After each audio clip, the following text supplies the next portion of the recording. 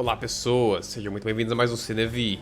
E enfim eu pude assistir o recente e tão falado filme de Godzilla, no caso Godzilla Minus One. Um filme que, por incrível que pareça, botou Hollywood aí pra mamar em matéria de gastos e resultado. Afinal é um filme muito barato, entregando cenas com visuais assim deslumbrantes e custando uma fração aí, um décimo muitas vezes do que os grandes filmes desse meio aí que costumam ser premiados como esse Godzilla foi, gastam, né? Então é um filme bem atípico, eu estava bem curioso pra vê-lo, então bora discuti-lo.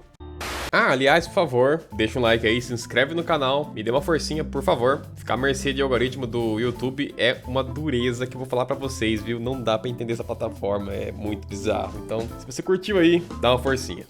Eu não vou fingir que eu sou o maior fã de Godzilla de todos os tempos. E suposto sempre curti a criatura, a imponência que ela evoca e o terror, né, manifestado nas telonas aí, por essa presença bizarra. E enquanto criança eu cresci e assisti vários filmes, né? Alguns de VHS, outros que foram exibidos na TV, mas nem de longe eu contemplei todos os filmes dessa franquia. Até porque muitos deles são realizados num formato que, bom, não é meu tipo de filme favorito. Pois o Godzilla certamente é um filme que faz parte aí do gênero dos tokusatsus, só que mais especificamente na divisão de filmes sobre kaijus, né, que são os monstros gigantes, como Gamera e Ultraman, por aí vai. E geralmente esses filmes são basicamente um WWE de monstros gigantes aí no meio da cidade, quebrando tudo, o que certamente tem seu apelo. Eu adoro uma boa porradaria bem feita, mas esse é o ponto, nem sempre é uma boa porradaria bem feita, porque são filmes muitas vezes meio low budget. A galera vestida com as fantasias lutando no meio de uma cidade ali feita de isopor ou algo do gênero. Enquanto criança pode ter certo apelo, mas quanto mais eu ia crescendo, menos apelo tinha, então é complicado. No entanto, meus queridos, lá por 2020 eu assisti um filminho muito interessante chamado Shin Godzilla. Eu não vou entrar em muitos detalhes sobre esse filme porque eu acho que ele super vale um vídeo. No entanto, o que eu quero pontuar sobre ele é o seguinte: ele é um filme do Godzilla, no entanto com uma abordagem muito mais madura, muito mais pé no chão. Claro, ainda existe um monstro gigante aí, né, radioativo, destruindo tudo, com tudo como as coisas acontecem, como os personagens se comportam, a trama ali que tem rolando, né. Certamente a gente pode considerar um exercício muito mais maduro de brincar com kaijus, e isso me atraiu bastante. E quando eu soube da existência do Minus One, e que ele também seguiria essa linha, não uma continuação, mas sim um filme também maduro, um filme sério, tendo ainda assim esse aspecto aí do kaiju, aí eu naturalmente fiquei muito interessado, e agora tendo assistido, eu posso dizer que eu ainda prefiro o Shin Godzilla, mas esse filme é bem legal também. O Godzilla Minus One começa no finalzinho, ali nos últimos dias da Segunda Guerra Mundial. Nós acompanhamos Koichi, que é o nosso protagonista, um piloto aí da Força Aérea Japonesa, e que porventura também fazia parte dos pilotos que deveriam atuar como kamikaze na guerra. Inclusive uma curiosidade interessante aí, o filme coloca na legenda kamikaze porque, bom, todo mundo conhece os pilotos aí que se jogavam contra, né, seus oponentes aí como mísseis, né, se matando no processo, como kamikaze. No entanto, os personagens não falam essa palavra em momento algum. Aparece na legenda kamikaze, mas eles usam outra expressão, o que me leva ao questionamento de o que raios é kamikaze então? Bom, provavelmente se eu pesquisar no Google deve encontrar a origem disso daí, e de repente qual o termo que eles costumam de fato usar lá entre os japoneses. Mas eu não vou fazer isso agora. Eu acho que alguns mistérios devem continuar sendo mistérios, né? Deixa as coisas mais legais. Preguiçoso. Não, eu não tô sendo preguiçoso, para, sai daqui. É sim. Vai tomar no cu. Mas seguindo adiante, bom, como pode nosso querido Koichi ser um piloto kamikaze e ainda estar vivo? Então, essa é a questão. Ele faltou com seu compromisso, dessa forma metendo louco e voltando para uma ilha ali onde tem uma base de mecânicos ali, responsáveis por cuidar das aeronaves que precisassem de manutenção, o que claramente a aeronave dele não precisava. Coisa que os mecânicos perceberam quase que instantaneamente, levando o mecânico ali no comando a questionar o nosso protagonista. Mas aquela coisa, né, por mais que fosse um ato aí de desonra, a conduta dele foi totalmente compreensível, afinal a guerra já tinha acabado basicamente e eles tinham perdido. Então sacrifica sua vida pelo quê, exatamente? E até bacana que tem uma cena que um mecânico reconhece isso, né? Ele fala que ele concorda com o que ele fez ali e que tá do lado dele, né? Dá um pequeno suporte ali para ele não ficar tão acuado. Mas infelizmente o sossego deles não dura muito, pois durante a noite a ilha é atacada. A princípio eles acham que são os inimigos, né? De repente os americanos ou enfim. No entanto, era nada mais, nada menos que o Gojira.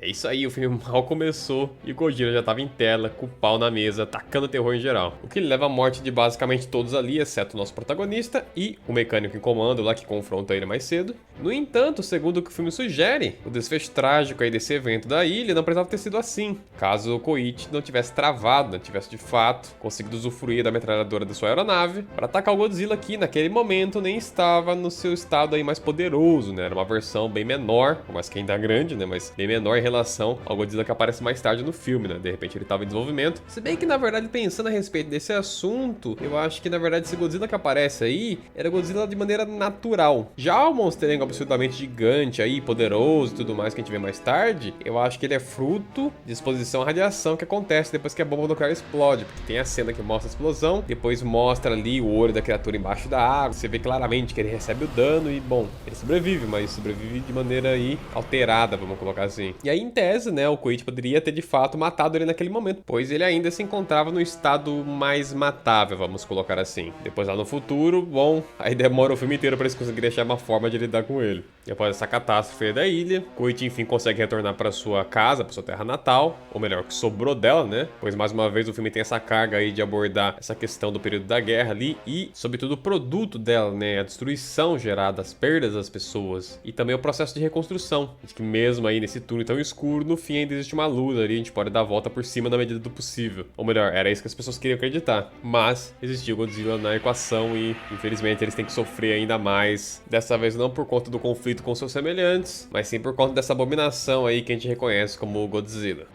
Em matéria de duração, o filme tem cerca de 2 horas. E em momento algum ele se torna uma experiência cansativa, ele tem um bom ritmo. Mesmo que boa parte das cenas aí você vai estar contemplando o drama humano, mais que ver o grande Godzilla aí destruindo as coisas e afins. Mas tudo bem. De modo geral, esse núcleo aí das pessoas e eles tentando retomar suas vidas aí pós-guerra, ele foi realizado de maneira bem decente até. A única treta que tem nessa parte aí seria o próprio protagonista, o ator, né? E eu não acho que ele é ruim, mas eu também não acho que ele é tão bom. E o personagem que ele tinha em mãos era um personagem deveras complexo, porque é um cara que faltou com o seu compromisso na guerra, sente uma culpa por conta disso, mas ao mesmo tempo você vê claramente que ele também sente um alívio, né? Tipo, ele não queria morrer. E não faz sentido morrer naquela situação. Ele queria voltar à família dele. Mas quando ele volta, a família dele já não existe. Tem esse conflito.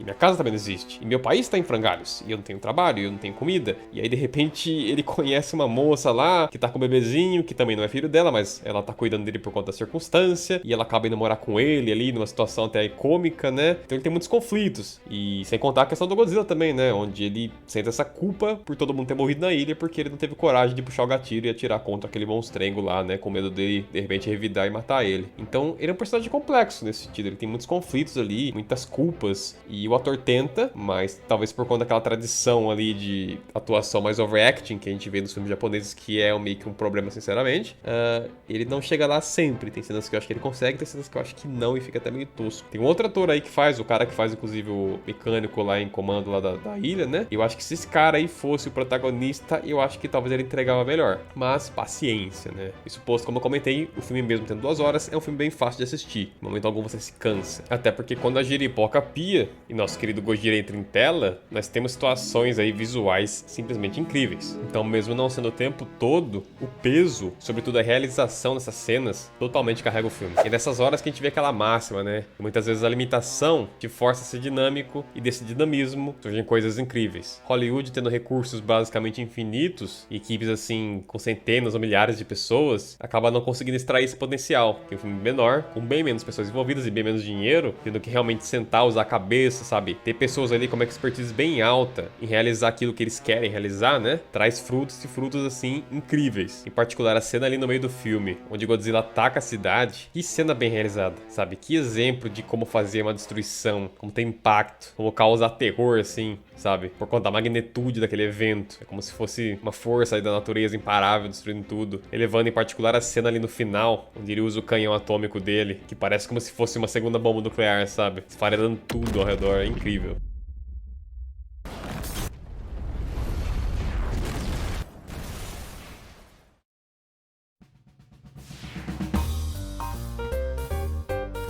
E aí, Luke, o que você achou do filme? Então, eu sempre gostei bastante de cajus, torradinho fica bom, com sal ou sem. Mas se você gosta de docinhos, pode ser com açúcar também. Do que você tá falando, cara? Ah, tô falando de cajus, muito gostoso eles.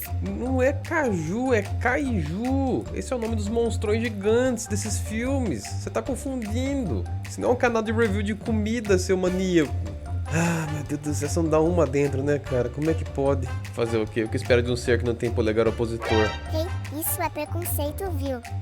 Só que mesmo com todos esses elogios aqui, por que eu acho que ele está abaixo do Shin Godzilla? Por conta da forma que o roteiro trabalha as aparições do próprio Godzilla, ou seja, esses eventos aí mais importantes, porque, como eu comentei, o filme começa e já tem Godzilla na tela, aparecendo muito visível, numa cena relativamente longa até, vamos colocar assim, e isso é meio que uma constante, não no caso da frequência da aparição dele, mas sim de que o filme salta entre os momentos de maneira assim, sem cerimônia. Ele vai avançando porque ele precisa avançar para que as coisas aconteçam, mas eu acho que isso tira um pouco da beleza de uma construção mais natural e mais cadenciada. Por exemplo, no Shin, eu não quero entrar em detalhes mais uma vez, mas você tem várias aparições graduais da criatura, até você ver ele de fato ali, né? É uma escalada. E eu queria ver algo dessa natureza, sabe? Nesse filme.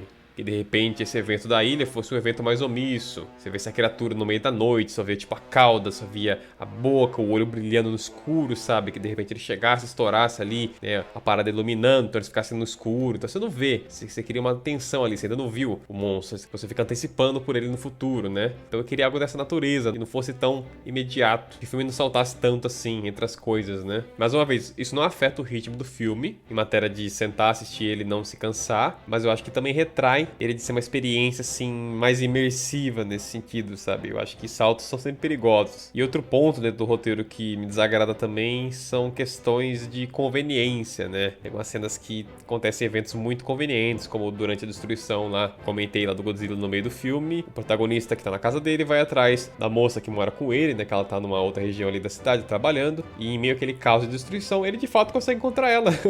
Que coisa mais milagrosa, né? E eventos dessa natureza acontecem em alguns momentos do filme. Eu acho que, bom, quando se escreve um roteiro, você deve evitar o máximo possível situações muito convenientes. Tente criar uma cadeia de argumentações para levar os eventos a acontecerem de maneira o mais natural possível. Evite aconteceu porque sim, sabe? Esse tipo de coisa aí é muito perigoso e vai subtrair de um roteiro aí que poderia ser ainda mais interessante, ainda mais crível.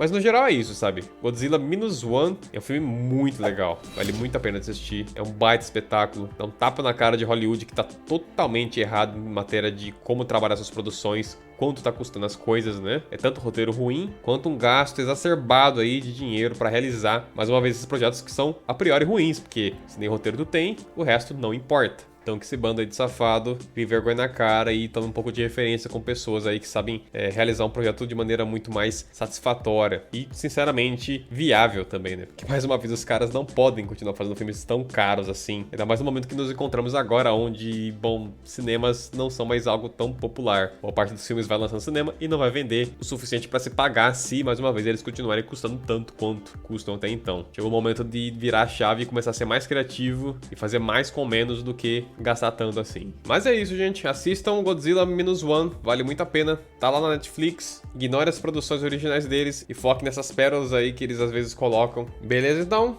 Agora eu partirei e nos vemos aí no futuro num próximo vídeo.